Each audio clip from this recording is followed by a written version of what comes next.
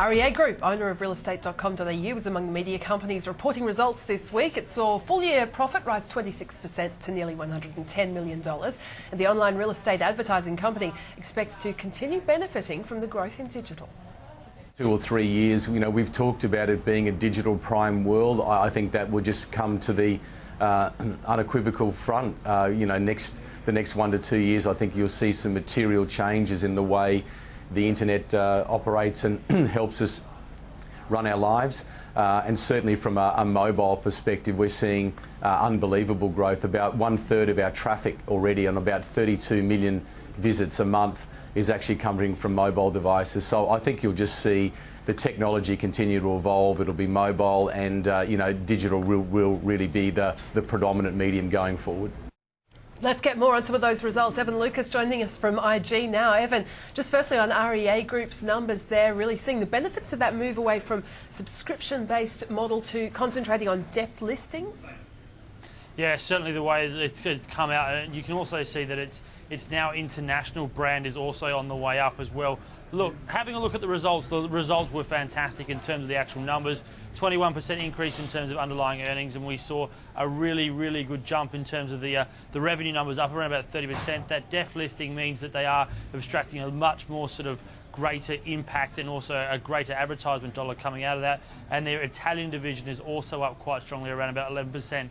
The issue with REA Group at the moment is it is priced to absolute perfection, and to a point of it's actually looking quite expensive.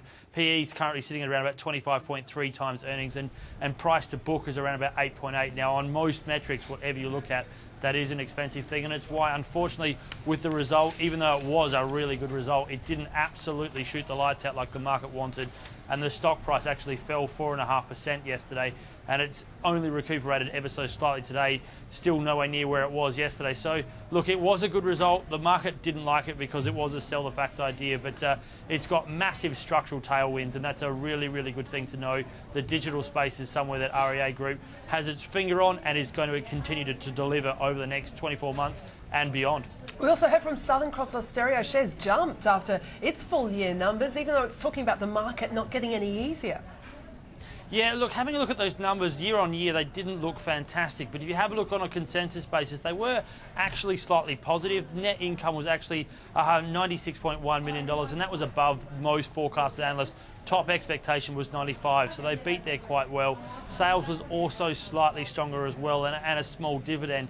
They did cut net debt, and that's always good to see in a company that is struggling to keep its advertisement dollars coming. We know all the issue it had this year with whether it will go with 10, whether it will go with 9, and the fact that it's still struggling to get the kind of programs and eyes on screens that it needs. So the reason the market responded, it did have a good dividend. The current underlying earnings were a little bit better than expected, and for that reason, you can understand why the market got excited. Evan, as always, thank you so much. Thank you. Evan Lucas there from IG. Well, let's get more with Mediaweek's James Manning and Andrew Lamb, Managing Director of TMS. James, firstly, just on Southern Cross Austereo's numbers there, did we get any update too in the commentary around that legal challenge to the ACMA? No, we didn't. We didn't hear anything about that at all. They did talk about the radio incidents, of course. The UK incident was one of the two things that they actually had a chart showing how those things affect their revenue and performance. And they said, look, they are recovering from them. The Today network took a bit of a hit. They said, look, it's been down, but it's been replaced by a recovery at the Triple M network, so good news for that.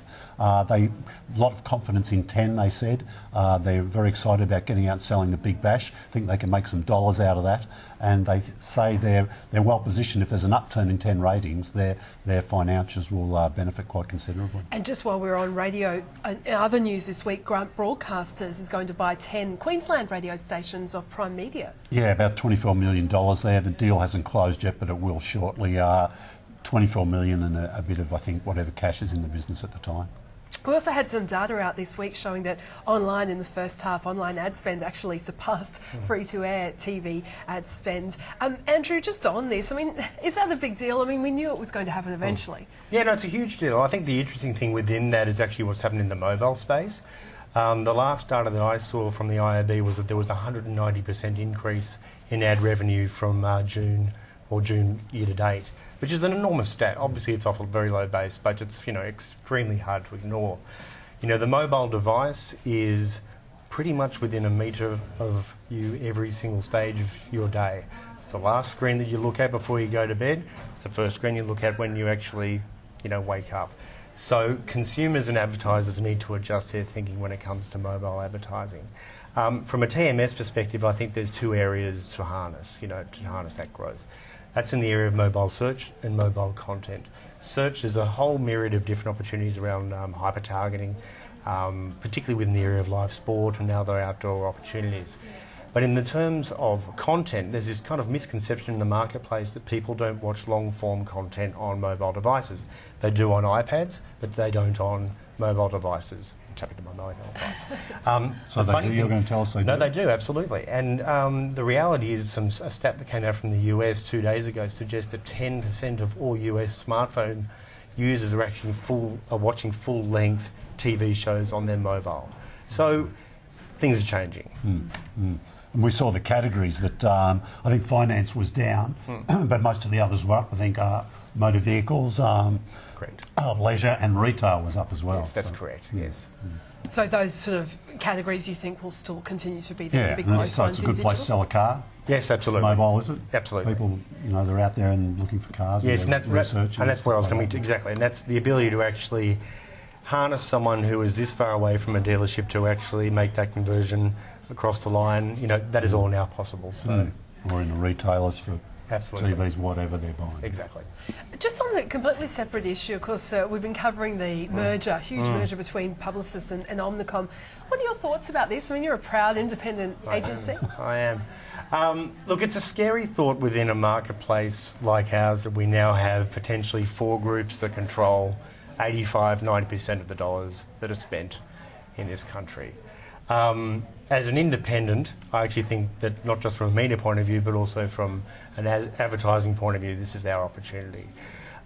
Generally speaking, the multinationals have been very good about actually, making sure that conflict resolution things have been put in place to appease some advertisers, but it's not going to work for every advertiser. There's one group at the moment who I won't mention, who already have, say, look, in the food category, one group already have 8 clients. 4 of them were actually within the same agency in the same market. You do another one like this with Publicis and You're going to get some of them? Well, that's the plan, Dave. That's the plan. But there will be a fallout. And I think that there will be a myriad of marketers who want independence, who want to make sure that there is no conflict. And that's where agencies such as us will hopefully... And it won't cost them dollars going to a smaller player. You can offer just as... Better. There you go. Andrew, thank you so much for coming on the program today. Andrew Lamb there, Managing Director of TMS. Do stay with us, all the TV ratings with James Manning after this short break.